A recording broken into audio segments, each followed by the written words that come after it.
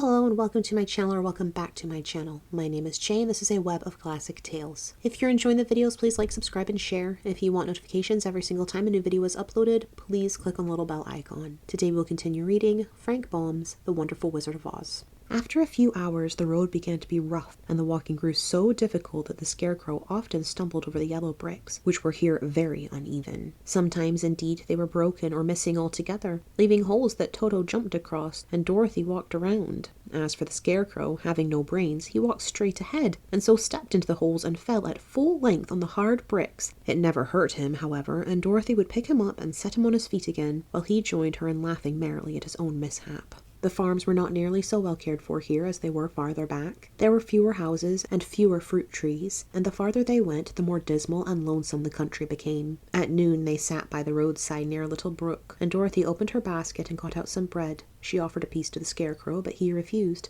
"I am never hungry," he said, "and it is a lucky thing that I am not, for my mouth is only painted, and if I should cut a hole in it so I could eat, the straw I am stuffed with would come out, and that would spoil the shape of my head." Dorothy saw at once that this was true, so she only nodded and went on eating her bread. "Tell me something about yourself and the country you came from," said the Scarecrow when she had finished her dinner. So she told him all about Kansas, and how grey everything was there, and how the cyclone had carried her to this queer land of Oz. The Scarecrow listened carefully and said, "I cannot understand why you should wish to leave this beautiful country and go back to the dry, grey place you call Kansas." "That is because you have no brains," answered the girl. "No matter how dreary and grey our homes are, we people of flesh and blood would rather live there than in any other country, be it ever so beautiful. There is no place like home." The Scarecrow sighed. "Of course I cannot understand it," he said. "If your heads were stuffed with straw like mine, you would probably all live in the beautiful places, and then Kansas would have no people at all. It is fortunate for Kansas that you have brains." "Won't you tell me a story while we are resting?" asked the child.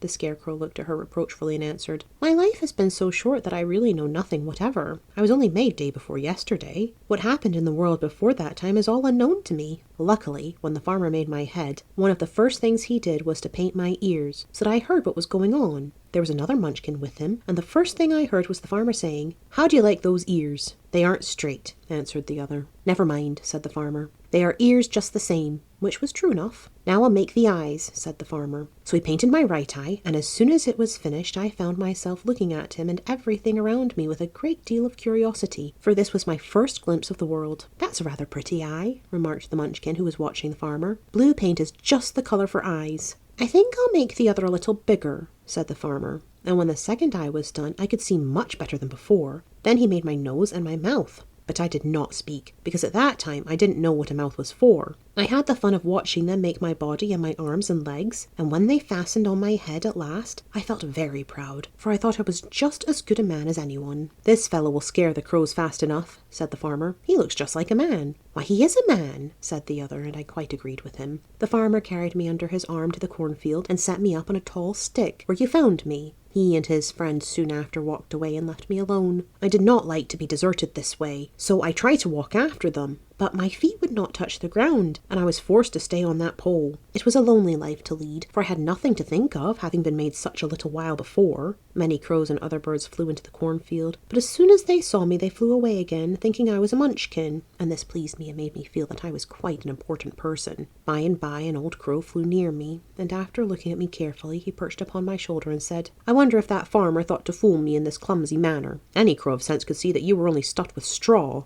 Then he hopped down at my feet and ate all the corn he wanted. The other birds, seeing he was not harmed by me, came to eat the corn too, so in a short time there was a great flock of them about me. I felt sad at this, for it showed I was not such a good Scarecrow after all. But the old crow comforted me, saying, 'If you only had brains in your head, you would be as good a man as any of them, and a better man than some of them. Brains are the only things worth having in this world, no matter whether one is a crow or a man.' After the crows had gone, I thought this over, and decided I would try hard to get some brains. By good luck you came along and pulled me off the stake, and from what you say I am sure the great Oz will give me brains as soon as we get to the Emerald City." "I hope so," said Dorothy earnestly, "since you seem anxious to have them." "Oh yes, I am anxious," returned the Scarecrow. "It is such an uncomfortable feeling to know one is a fool." "Well," said the girl, "let us go," and she handed the basket to the Scarecrow. There were no fences at all by the roadside now, and all the land was rough and untilled. Toward evening they came to a great forest, where the trees grew so big and close together that their branches met over the road of yellow brick. It was almost dark under the trees, for the branches shut out the daylight. But the travellers did not stop and went on into the forest. "If this road goes in, it must come out," said the Scarecrow.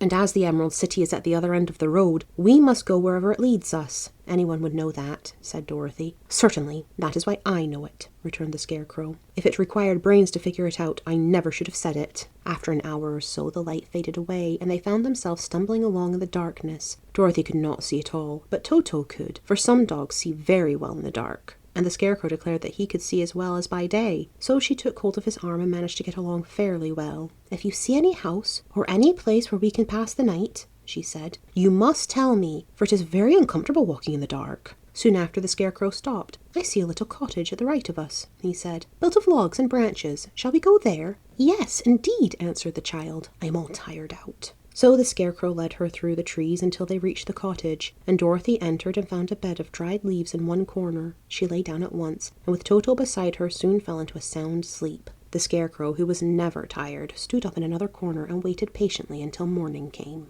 Thank you for listening. This has been Frank Baum's The Wonderful Wizard of Oz, Chapter 4. I've been Jay. This has been a Web of Classic Tales. Please like, subscribe, share, comment, click the bell icon for notifications. I hope you're having a fantastic day. Have a nice life, and I'll see you next time.